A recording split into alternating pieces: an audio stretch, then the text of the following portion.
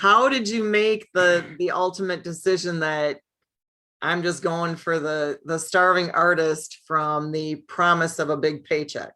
Right. Yeah. I think I have to give Ty a lot of credit for that, or maybe blame is a better word. But he Still just feel had like, such a drive and a passion to pursue music as a career. And I always loved music, and I think I was maybe afraid to let myself dream sometimes growing up. And so, I went to college because that's just what you're supposed to do after high school, yep. and I think that throughout college, I transitioned a little bit more from, oh, music is just this hobby that was fun, that was a dream that's never going to happen, to, oh man, maybe this is a possibility. And one thing that really helped me was that I started taking some music classes um, at school with the intention of minoring in music. And then the more that I got into the music program at school, I went to a small school called Stetson University. And one of the reasons I went there was because they had a good music school, but they also had, some of the other stuff, but I wasn't locked into a program from the start. Whereas, as you probably know, with having kids that are around college age, a lot of places, especially in the competitive schools, they kind of want you to know from day one exactly what you're doing. And I was accepted into like the University of Miami's engineering program. And I remember visiting there and I'd asked them about, potentially minoring in music or doing some of that stuff. And I remember the director of their program being like, well, you won't have time to do that. You're just all engineering from day one. And that kind of really turned me off because I wanted to, while I thought and assumed that I would go into a real uh, academic field, I also still wanted to have music be a part of my life. And so that was partly why I chose Stetson. Then once I was there and like I said, started taking music classes, um, I just number one didn't realize how much I would enjoy actually studying music from like a classical and academic perspective.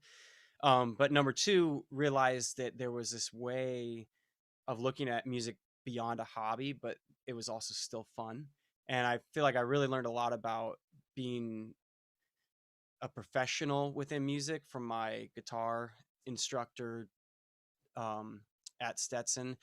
And he really taught me a lot about what it meant to be a musician but also be a professional, and just the way that you practice and the way that you take things seriously and the way that you set your daily schedule. And it's not just, oh well, every now and then I pick up my guitar when I feel like playing, but it's like, no, you actually have scheduled practice time, and like this is how you get better, and this is how you um treat it like a career to where you can actually make money off of it, and actually go somewhere with it. And so that kind of started opening my eyes to possibilities. And then studying music in college was a lot different than really the musical career that I wanted to pursue.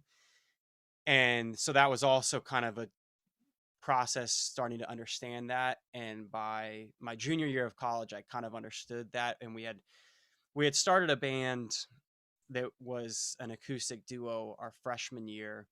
And then by junior year, we had gotten like one really decent quality. I would like to say good, but it was really just decent um, quality record recorded. And we had started to gain a little bit of popularity online using some social media networking. And at that point, I felt like we had enough there to take a leap of faith, jump, whatever you want to call it, to try and make a career work off of being, you know, pop music or what, or indie singer songwriter, whatever you want to call our genre, but basically not just the classical music that I was studying in school. Um, and it's a much less defined career path because it's kind of just, well, how big is your fan base and how do you grow your fan base and what songs are you writing, versus like, hey, I have this classical music degree and I can, you know, apply for a job to teach classical music at a high school or a college or something like that. So it's a lot less defined, but we were young enough and dumb enough to think that it was possible. And so we dropped out of school, and luckily our parents weren't like that angry with us, and kind of went from there. And I think, with me, it was, back to your initial question. So this is like a huge ramble just to answer the question of, It's how it all went good. from career to music. But really it kind of, what I realized was that I could always go back to school. And I had kind of this brief moment in time for this opportunity, um, where something organic was happening with our music that I felt like we could go somewhere with it. And if it didn't work out, I could go back to school. And then I also kind of liked the potential security of knowing that if I did go back to school, I probably would go back into a more academic field and not necessarily be doing music and some of the other stuff, but it would be more specified of like, hey, I tried music the way I wanted to do it. It didn't work out. Now I'm going back for a real job, so to speak, and if I never went back, then, great. If you never went back, then it meant that the first step was a success, right? Right. Exactly.